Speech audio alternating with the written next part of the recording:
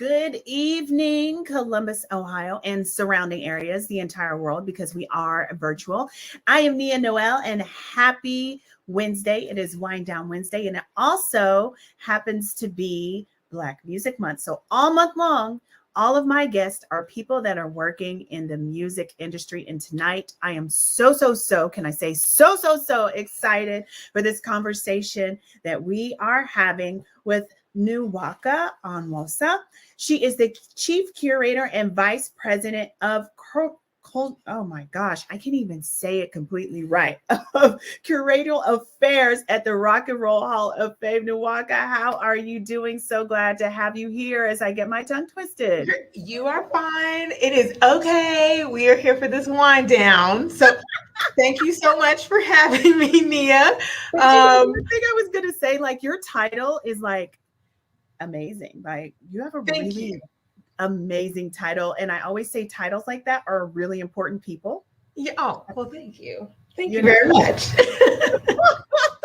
I appreciate it. Well, it is it's Curatorial Affairs, and it is a tongue twister. So it's so I'm really excited about it, but it's an amazing title and an amazing job in a phenomenal city. So I'm really honored to be at the Rock Hall.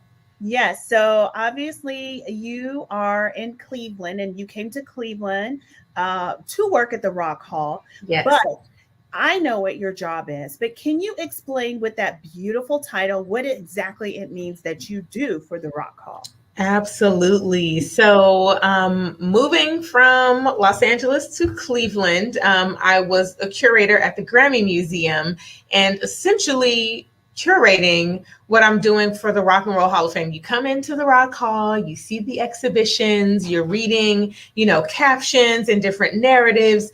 Essentially, I'm responsible for that. So whatever our fans are coming through the door to see in the museum, that's either text that myself or my other curators have written, the artifacts that you're seeing. We're helping to roll out the musical landscape, the story of the musical landscape in the museum. So that's my job, among a host of other things. Now, as the Vice President of Curatorial Affairs, I oversee our library and archives, a lot of admin work as well nowadays, but overseeing a team of 15. And so I'm responsible essentially for over 1 million artifacts that the Rock and Roll Hall of Fame houses. And it's me who's doing it. So I'm really honored to be there. I think that is such a fascinating job. I am a museum junkie. I will go to a museum just because it's a museum, or even historical landmarks. Like I used to pass, I think it's Highway 65 through Kentucky, where it would be like the birthplace of Abe Lincoln. And I'm that junkie person that wants to see that stuff, that wants to go to museums, and I want to see the ink pen on his desk or whoever. Yes. I don't like that person. So I know I'm a nerd. I'm with you. I am so, it was Highway 65 for you. It was Highway 61 for me, which is through Memphis to get to Mississippi, down to Mississippi. And I mean, all those things, from, like you said, the historical markers, or just taking in the natural essence of a place, and I was in Cleveland, Mississippi, of all places. I thought there was only Cleveland, Ohio. I was getting ready to say that. I didn't know there was a Cleveland, Mississippi. But there is. It's out there. Shout out to Cleveland, Mississippi. Shout out to the Delta. Definitely.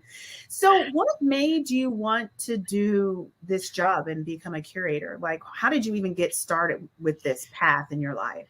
Oh, we don't even have enough time on this conversation. But the long short, it definitely was divine intervention. I have to give truly all praise and honor to God for, just guiding my footsteps, putting the right people in place, amazing mentors. God's favor is better than anything that you can do. So let me just start by saying that. As much as I cuss like a sailor, Lord knows my heart.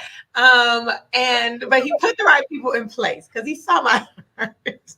But I will say, starting my journey out at the Grammy Museum, truly started from the bottom. Now we're here. It is a Drake song. All I want to be is successful, just striving.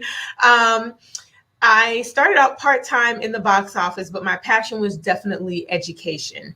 And getting to the Grammy Museum and understanding the function of a museum is what I learned during my a little bit over a decade at the Grammy Museum, being there, from marketing to education to communications to programming, to curatorial. I mean, so many things that go into the making of. For fans who love to go to museums, I had no idea, like, hey, I can actually work at a museum. Like, this is a real, oh my God, and I can execute my passions. Right. I love, my thing was, hey, I want to be a teacher. I was substitute teaching at the time.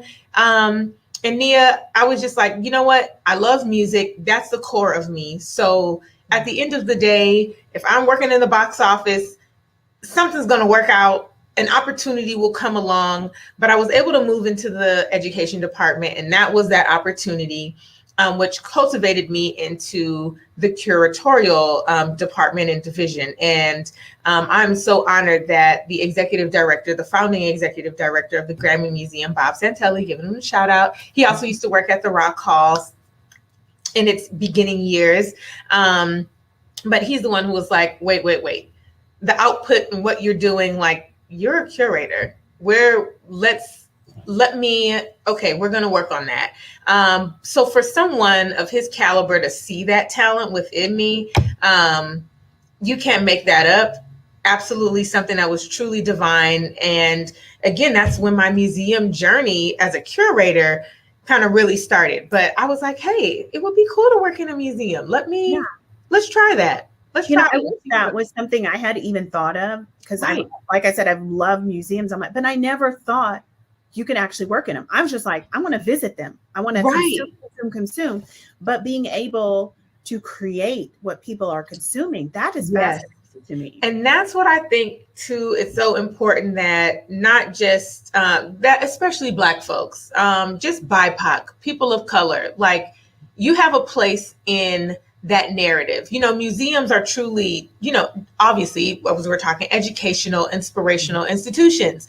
For you to be a part of that narrative, I don't know, for anyone who's watched Game of Thrones, it really is our music. It's a citadel, it's the place where all of our knowledge is housed. And so to be able to be touching on that, and just to be a meister in the halls, and just to say, I've collected this, or I'm putting something out from the vaults, or this artist is lending something to the museum, and now we have to find ways to preserve this piece of history so that the generations to come have an opportunity to touch this, learn this, be inspired by it, to create for the next generation. That's my job. And so I'm humbled to be there. I'm humbled by the curators before me, who were also in that position. It's an awesome job. And I'm just so grateful to be there. It's great, to say the least. Yeah. So I want to know, what was the first exhibition you curated? What was it? Yes, so it was Hip Hop, A Cultural Odyssey. And I was Hip Hop, A Cultural Odyssey. That was in 2010 that I curated that exhibit. It was in February for Black History Month.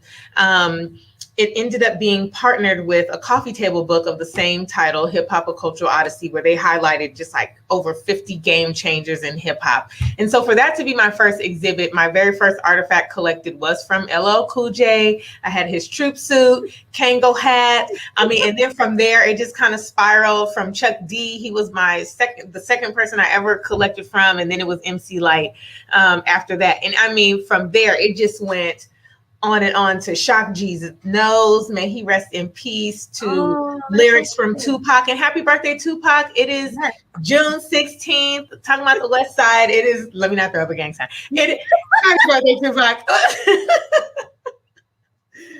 Oh my God. Yeah, that was my very first exhibit. That's so cool. So do you get to decide what the theme is, or is somebody telling you that and then you go out and expand upon that?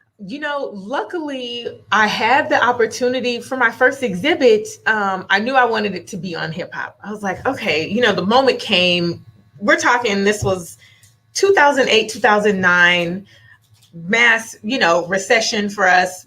President Obama's now coming into office, picking up on all this baggage, and we furloughed a lot of our staff.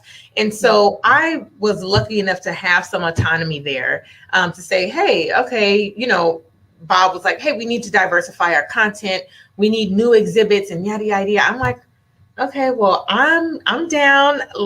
I would love to do a hip hop exhibit. Can we do that? Yes, let's do a hip hop exhibit. And so I was able to pick that topic. For even, the exhibits that I'm curating now, I help in identify what the theme will be, who we're talking about. Like what is the narrative? What is the story that we want to tell? And that's what I come up with. And so, it definitely is, all of them. I'm just so emotionally attached to all of my exhibits. They're like my babies. So it's been over 25 some plus exhibits that I was able to curate during my time at the Grammy Museum and now at the Rock and Roll Hall of Fame. Wow, that's so cool. And I love the fact that, you can birth the idea in your head. Yes. And go through the entire process. Mm-hmm. And I've done work with Fashion Week here in Columbus. So in my mind, I'm collating it to that because the designers come, they have an idea, they have a theme in their head, it goes to paper, then it becomes tangible, and then we put it on the runway and you see the birth of your creativity. Exactly. It's the same. Those are the parallels. Though it's totally parallel in that sense. It really is, Nia. It really is. Yeah, that's fascinating. And I don't know, but for you, I don't know about for you, but for me, it was very satisfying to go through that process and then see your baby there. Yes. Like, oh, this is amazing. Like, right. And to see people's reactions to it and being inspired by it. And I'm like, oh my God. So speaking of Tupac, because it's his birthday, I actually got to curate an exhibit on Tupac called All Eyes on Me, the writings of Tupac Shakur. And I worked with, God rest her soul, Afeni Shakur. I had an opportunity, that's Tupac's mom. For those who are watching and may not know, Google Afeni, Afeni. Go Google her. She's, was a Black Panther, a true revolutionary mother, just an amazing Black woman all around. But, I had access to Tupac's lyrics, to his writings, poetry, all of that. And I was like, there's so much of this. People have to see this. How about we demystify all of the other connotations and negative things that we've put on this man? How about we talk about his writing? How about we talk about, the books that he read? How about we talk about the other inspirations that he had that were a part of his creative process that are just as important? And so that exhibit was extremely unique, never been done. It was a, very intimate opportunity. But again, it was something that his mother blessed. And Fanny was like, Tupac will be smiling, like, this is absolutely beautiful. Thank you for doing this. So it's been an amazing, amazing journey. Just the things that you can be inspired by, just by the collections of artifacts or just the stories and the resilience of people. I love to make sure that the stories that are told are humanized. Like, these are artists that we, respect, we love, we idolize, but there's something that music, number one, nobody's bigger than the music. So whoever you are, you're not bigger than the talent that is moving through you. There's a quote by Fela. He's like, music is a spiritual thing. You don't F with music. Okay. And that's Fela. And it really is. So for you to be a conduit, for you to be a vessel for music to be running through you is so special. So I like to show the human characteristics of those artists, things that will connect fans to their favorite artists and be like, you know what, to be inspired, I can do this. This obstacle in front of me is not greater than, what's to come, because so-and-so did it, because Jimi Hendrix did it, because Tina Turner did it. Okay. Right. So let me be inspired. Let me share humanizing stories. That's the role of the curator, because once you go into a museum, the tone is set by what those curators have put out, for visitors to see. So I'm just there to make sure that it's an even keeled, diverse narrative that is celebrating our pillars in rock and roll music, which is the foundation of everything that we know and love now. Yeah. Yeah. And, you know, a lot of us that work in the music industry, we do get to see that side of the artist, working on projects with them and stuff. Like Tupac's mother, I interviewed her after he had passed away. I was working in North Carolina. At that time, she had a farm down there. So, you know, getting to know that side of the artist, you know, because we all know the music, we know the lyrics, we turn up, sing the lyrics, whatever. But getting to know that intimate side of them, of why they did the things that they did, or they wrote the things that they did, is very, it's an honor, but it's amazing to be able to share that with people as well. Absolutely. Absolutely. That's the thing. It's the sharing of the information. Yes. The sharing.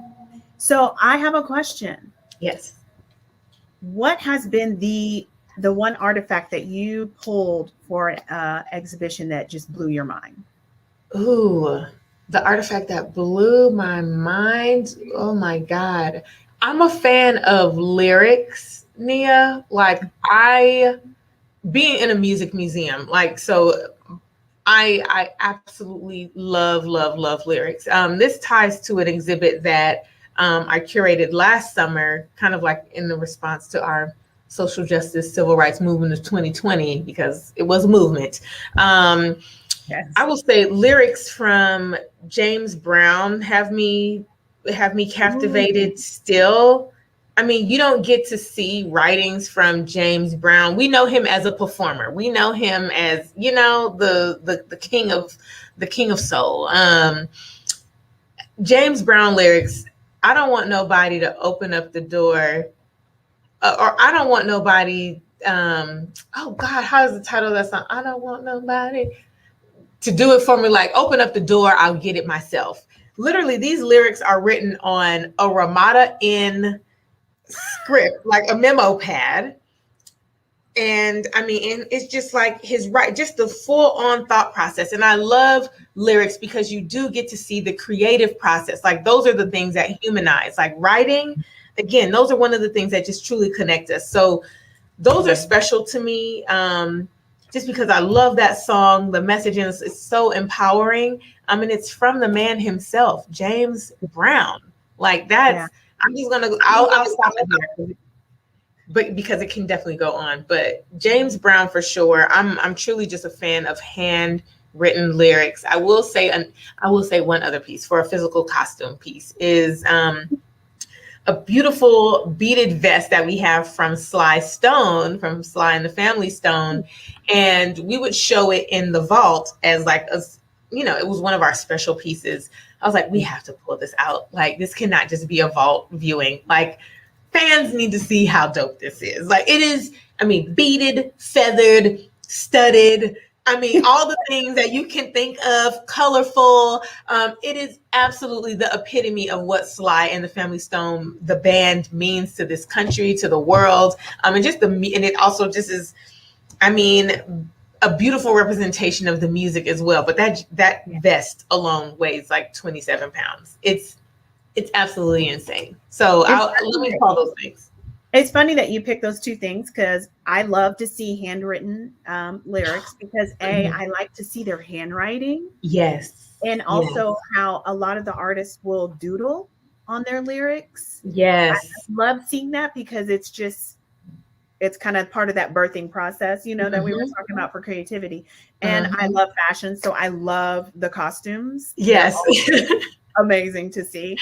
And I was thinking, like, one of the things that on my last trip to Rock Hall was years ago, I was just like, whoa, was obviously lyrics, but Michael Jackson's Glittery Glove. Yes, we still have it. I was amazed that A, you guys had it, and then B, that it's just sitting there in the open. Like, this thing that changed the world is just right here. Yes, I know. Like, literally, it was like, Nia, I know. It's just here. It's not in a case. It's just. I know. And my friend that I was with, he was like, I want to touch it. And I was like, don't you dare. Like, don't you dare.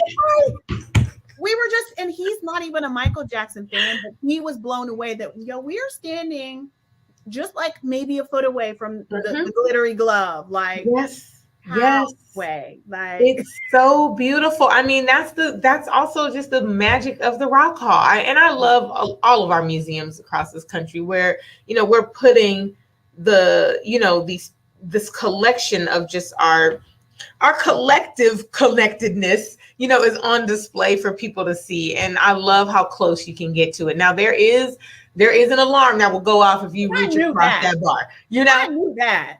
Right? That's why I was like, don't you dare. First of all, Michael's stuff, don't touch his stuff. And then second, you're not gonna get us kicked out of here because I wanted to see more of the place. Like, don't do that. Don't get us kicked out. Don't get us kicked out. Please don't get us kicked out. Nia, you have to get back then. You must get back. There's a lot more to see. We changed some things more to see. And also, I'm a huge Prince fan. And at the time, you guys didn't have anything Prince.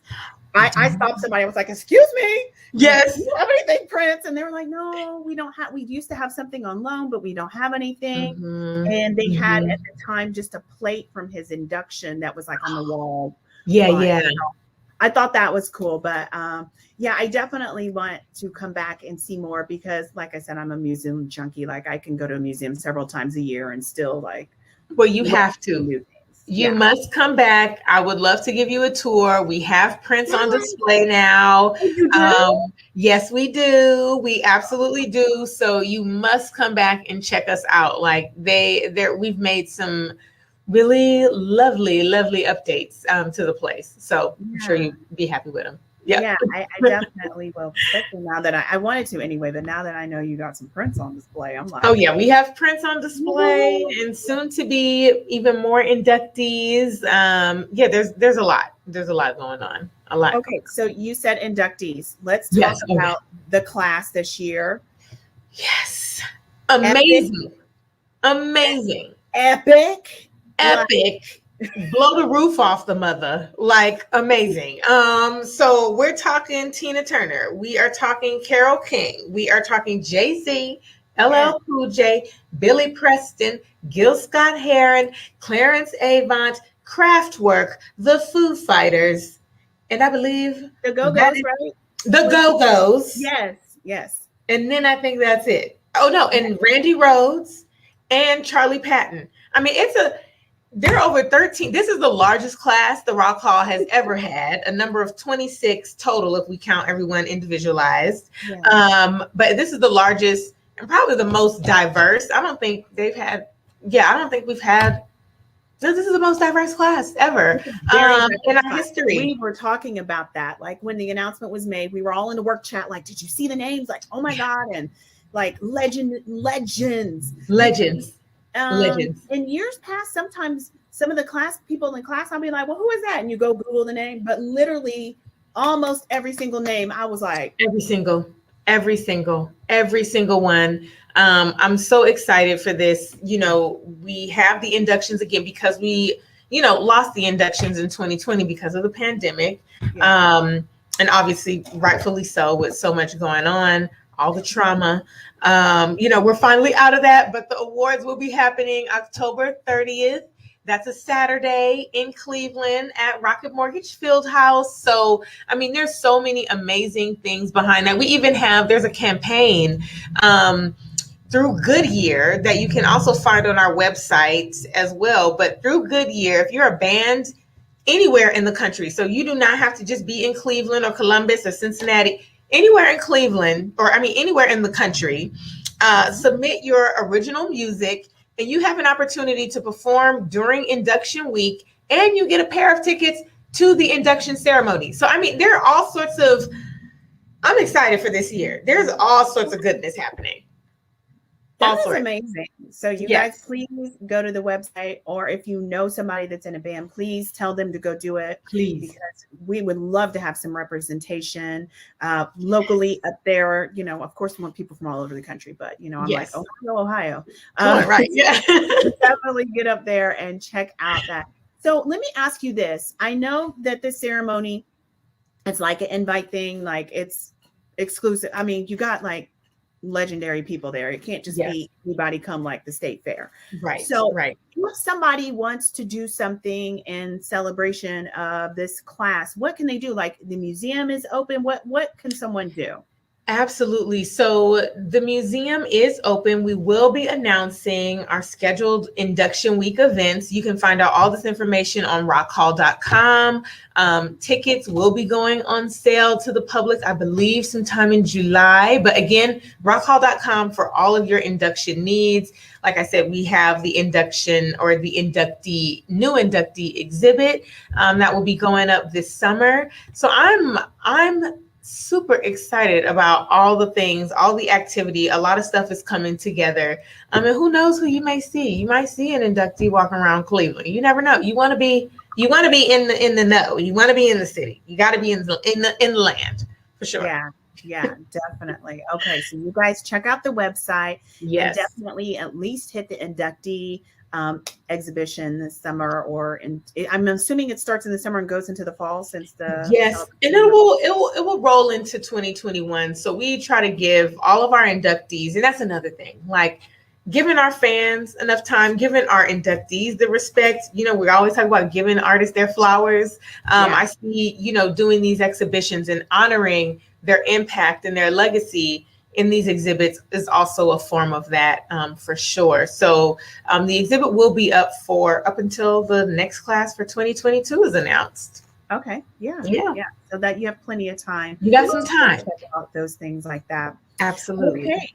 So, I think that's amazing. And let's talk about what I want to know. When you start working on an exhibition, how long of a span is that? How long does it take you to? Like at least a year?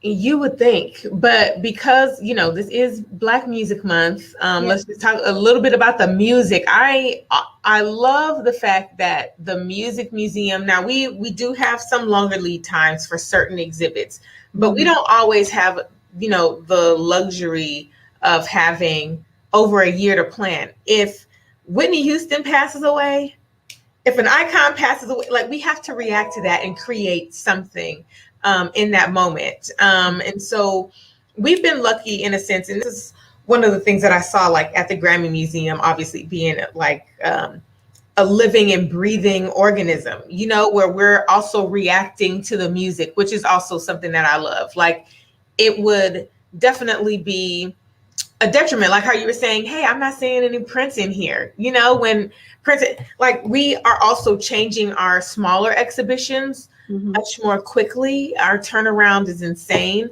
But we typically like to have a year or 2 years to work on an exhibition. But, we are constantly responding, unfortunately, to either deaths or just major anniversaries and stories that we want to tell. And so we just have to stay on our toes. Like music is not static. It's static, but it's not static. So I love in the sense that we're able to move at the pulse and the change in the pace of music. So you never know what you're going to see at the Rock Hall. Like we honestly are constantly rotating exhibits quite often all year round. So so Nia, like, you haven't been in a few years. Yeah. When you come back, you'll be like, oh, wait, this is different and that is different. And this looks like it's a whole new experience. That's interesting because I don't think that I ever realized that you guys also respond to what's happening in the industry, in the world. So if somebody passes away or some type of landmark anniversary, I didn't realize that. In my mind, I was just thinking, you plan and you're like, okay, this is going to be up for 3 months or this is going to be up for 6 months. And then you just kind of move on. But I think that's really cool that you do a service to the fans as well. So if there's something we're emotionally attached to and it's happening, you guys respond with we will respond. Yeah. We will absolutely respond. I mean, one of the things, oh gosh, I was just going to share an example. But we definitely, we have to. Geez, it was a good example too. It'll come back. Okay. No, I think that's really cool. So another question I have for you. Yes. Do you think in your mind, do you know everything that you guys have in your archives? Or do Oh, absolutely not. Absolutely not. I'm not. I'm not even gonna. No. You said it's a wind down Wednesday. We're gonna wind. No, I do not. That is what. So we call it a DAMS. It's our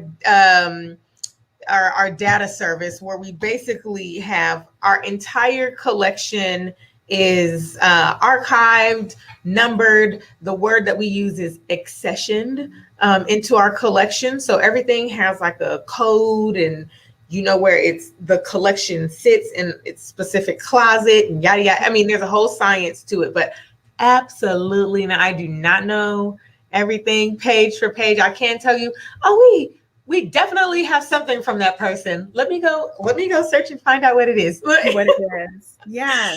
Yes. Cool. Yeah. I can't remember what documentary I was watching because I love documentaries. I was watching one. You know what? I think it was the first Monday in May. So it was about the Met Gala.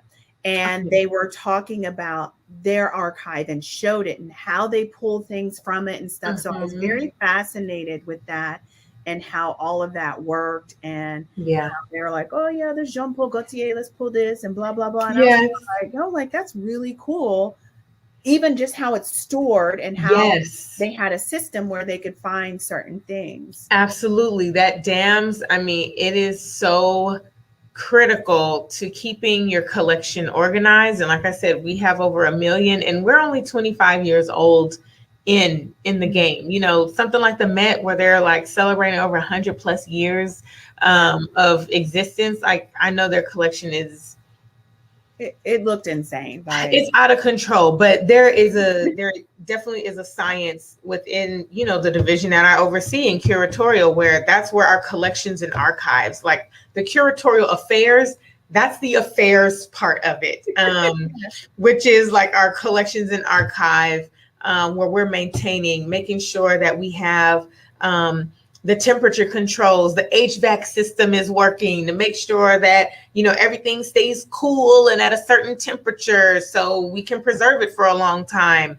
But truly just the way things are housed to ensure the best condition, so they can hopefully last forever. So, or beyond my lifetime. So it's phenomenal. I mean, we have some, you know, Rock Hall scholars, as I call them, who've been there for maybe 18 plus years that really know the collection. But being new, I'm 2.5 years in at the Rock Hall. No, I will publicly say here on Wind Down Wednesday, no, I do not know the entire collection. I think if I was at there, I think that would be something that I would truly try to do. I don't know if yes. I could, but I would want to know everything. At least want to know. Right. I was like, I want to learn. Look, we were doing, you know, we were valuing and looking at all the assets. And I was like, hey, look, I will volunteer myself as tribute. I don't know what time I'm volunteering, but whatever time that I do have, I want to contribute to this so I can learn. And that's, I mean, that's the beauty of museums. You know, it's a safe space to be constantly learning, to constantly just be in awe. And, you know, we have to visit museums. They're so important to just our cultural fabric. Yeah, amazing. So, okay, another question. Yeah, you know, I love this kind of stuff. What is your dream? Who is your dream person to get an artifact from? Ooh, who's that person that you'd be like, I'd love to get something from? Gosh, because we have so many. I was like Beyonce. No, we have some artifacts from her. We have artifacts from Whitney, who's a favorite. Oh, my favorite artifact we need to collect from. Now, I will say, you know, who's someone who I absolutely love and respect, who I don't think we have an artifact for, is Erykah Badu. Or a Jill Scott. Now, I would be curious to see what Erykah Badu would be interested in lending to, like, the Rock and Roll Hall of Fame. Because we've had like the Parliament Funkadelic, we've had the spaceship, we've had all sorts of amazing artifacts. I'm like, what haven't we had? the artist that's missing for me is definitely Erica. As a top favorite, I would love to see something from her. Be cool to get some of her turbans and You know, those kind of cool things. That's what I'm saying. Like the wardrobe alone would just be like, oh my God, what does this shawl mean? And what is this? Like, I know everything has a meaning with her. So it's like, what is this? Yeah, I would love to get an artifact from her. But yeah, we have some really great pieces in. I mean, even there's an exhibit now that we curated when the NFL draft came to Cleveland. Which was a huge honor for the city, I would have to say. The opportunity to have that many people down during a time of pandemic, our city was the first one to have like this big of an event, I would say, on a national scale. And so to have the Kings of Leon, Black Pumas, Nancy Wilson, I mean, there were a number of artists who performed, and for us to be involved in that, I mean, that in itself was just really dope for the city. So I don't even know where I was going with that. Sorry, this is a whole wind down. I'm like, I really am winding down with you right now, Mia. That's the whole purpose. Like, yes, I see what you're doing. I see what you're doing. Right. I see what you're showing. Nia, I see what you're doing. Okay. I love it. So, I just love, I'm totally fascinated with your job, your life, and everything like that. I just think it's so cool and everything, and all the fun things you get to do with that. And I know you're planning and doing some big things for the induction this fall. And but also you've done some other things that we were talking about offline before we started, like rock black music, like cool rock black music. Absolutely. Really was excited for that project. And I feel like, amplifying Black voices, Black musicians who have been doing it, those who have picked up the mantle now and are continuing to not only entertain, but educate, inspire, and empower is really something that's beautiful. And because of that, like, I feel like that was also just like a lead up to so many different things that we were starting to do. Last summer, one thing we were talking about before we started the show was an exhibit I curated called It's Been Said All Along, Voices of Rage, Hope, and Empowerment. And that also you can check out on rockhall.com. So timely for this month, every day in general. And it was just a moment like what we're talking about, just to amplify Black voices. And it was like, you know what, well, you don't want to put Bob Dylan in here or Pete Seeger. And I was like, you know what, this isn't going to be that exhibit. I think, the narrative that I wanted to amplify was what African-American musicians had to go through with segregation, just segregation alone, with just racism, Jim Crow, period. Period. Put a T on the period. Okay. Is leagues beyond what some of their white counterparts or any ally would have to experience, from Nat King Cole having to stay miles away from the Copacabana or whatever because he's Black, from the KKK coming up to your show just to shut you down just because you're Black and we don't want you in your town, not being able to come in the front door of the place, not being performing because dressing in a mop closet. Okay, dressing in mop closets. Wait, you mean to tell me you have Eartha Kitt, you have our Billie Holiday, you have our whoever dressing in a janitorial closet? Yes. Because we're too Black to, but we have to perform our asses off on stage though, right? And so what I wanted to do with this exhibit was to really show the rage and in the sayings of this amazing professor, Dr. Brittany, I believe her last name is Cooper, eloquent rage. I wanted to show the eloquence of our rage, the hope and the empowerment of our music. Through all of the BS, through all of these hurdles, we still are, providing inspiration to the world. From, like I said, Nat King Cole, Billie Holiday, Sam Cooke, James Brown, Stevie Wonder, Nina Simone. I mean, the list is absolutely long. Aretha Franklin,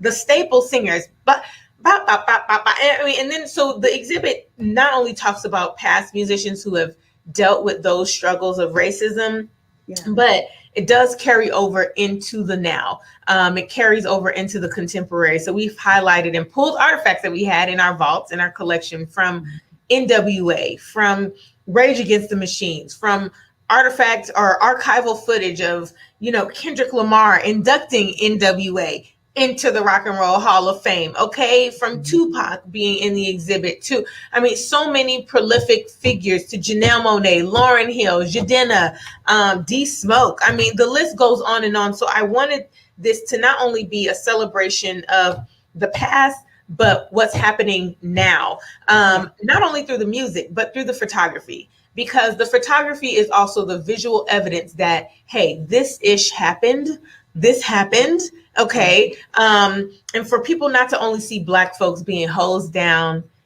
being bitten by dogs, being chased by police officers, I wanted to show the eloquence of our struggle through music. And so I identified Black photographers, one of them being Chuck Stewart, who was an amazing photographer, Bruce Talaman, and another amazing Black photographer who's still living with us.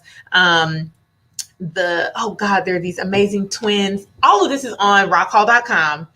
It's been said all along. You can see a lot of this content on our website.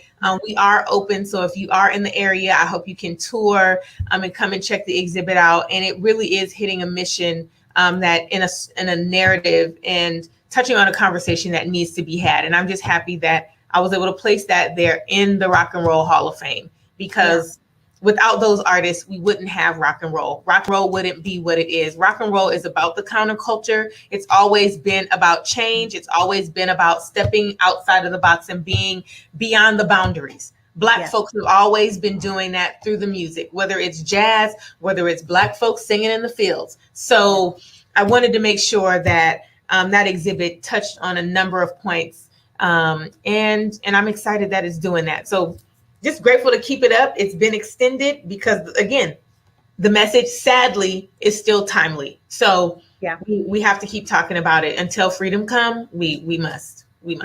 Yeah, I'm definitely gonna go online and check out all this stuff for that one. And please do. For 71 and see you guys soon. Yes. But I wanted to, before we wrapped, I wanted to say congratulations to you, because I saw that you're in Rolling Stone magazine. Oh, yes. Thanks. Excuse me, ma'am. Giving you your flowers, even though thank you. Girl. Thank you. Like, not just a mention, like you got a picture, and I got a picture. You legit in the magazine. I'm in the magazine. I am like, God, I see what you're doing, sir. I see what you're doing, Lord. I'm with it. Like, no, I am so honored. It's like, just to be in this musical Bible, like, this is so historic. I'm grateful. I'm beyond words. I was like, the future of music. Future of Music issue. Future of Music issue. Probably one of the most sought after issues because of BTS being on the cover. But I mean, highlighting so many amazing leaders in music and entertainment. I'm honored to be even counted. I'm like, what, in all the country? Me? But it's great. Like, excuse me? Yeah. Is this a prank? Like, I would have been like, what? Nia, I would love. Me? Wait. Wait, not just let me have a mic right here. Wait. Totally would have been me. Like, that is so awesome. Like, thank you. It's the Bible of the music industry. So congratulations. Like, I appreciate it. Black girl magic. Like, Black girl magic. We do it all for the culture, right? We do it for the culture. Okay. We do it for the youth. We do it for the youth. Yeah. Style and grace. But yes. With style and grace. Absolutely. All day long. All day long. But thank you so much for mentioning that. I'm so excited. I'm Yeah, I thrilled. saw that and I was like, yo, like this is so dope. I was excited like you were my sister or something, and I was like, oh my God, it's like Yes. I thought that was so cool. So No, this is for us. congratulations on Okay. that. It is a FUBU Yes, moment for us, you know by what? us. It is No, a this win for is for all of us. us. It is You're a win right. for all of us. So no, yes, we're in there. We're in the magazine. We're in the magazine, Nia. You're in the magazine. Who's watching? No, we're in the magazine, y'all. We done made it up. Cleveland in the house. Ohio in the house. No, we're in the magazine. We're in the damn magazine. We're in Rolling Stone. So no, this is definitely for us. Definitely for us. You got to get it framed and put on your wall. If you Oh, it is. Oh, yes, it is. Oh, it is getting framed as we speak. Yes. Yes, that is amazing. So Congratulations on that. Thank you. Thank you. Thank you so much, because I know you're super busy and working, even though You're we're on likewise. this COVID thing, Yes. We are busy. We are planning for a major event in October. Yes, with a major exhibition to go with it. Yes.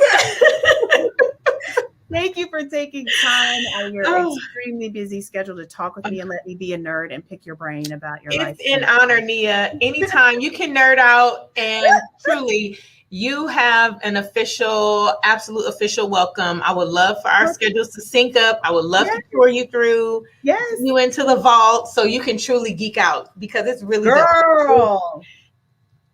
That part, it's amazing. Look, don't let me whip my hair. Wait. That's exciting. Yeah, but you must come. I'm taking you up on that, because please do. Let's make a whole event out of it. No, you have to come. I'll be there. I would love to meet you in person and tour you through the museum. Let's do it. Yeah. Let's do it. All right. I have a cup that I bought at the museum and I sip my little tea out of and stuff. So I'll see it again and get some more stuff from the gift shop, because that's exciting. You must. That's my day. Oh yes, absolutely. It's happening. It's done. Well, happy Black Music Month to you. And congratulations again. And thank you so much for taking time on Tupac's birthday to spend with me and talk about the amazing work you're doing at the Rock Hall and beyond. I cannot wait to see what's next for you, because I know you're going to be doing big things, and I can be like, that's my girl right there. That's my girl. Thank you. Thank you so much. I appreciate you for having me, Nia, and truly to Radio One. I love you guys. Thank you so much. Yes, thank you. I know a lot of people don't realize, but we have relationships with other entities. So we really cherish the relationship we have with the Rock Hall and everybody out there. Oh, beautiful. Yes. Beautiful. And to everybody watching, thank you so much for watching. We'll be back June the 30th at 6:30 p.m. to wrap up Black Music Month with another guest that's in the industry. Have a fantastic Wednesday. And if you've been drinking with us, please be responsible. Okay. And just a little detail. Be responsible. Everybody have a beautiful day, and we'll see you on June the 30th. Bye. Happy Black Music Month. Bye.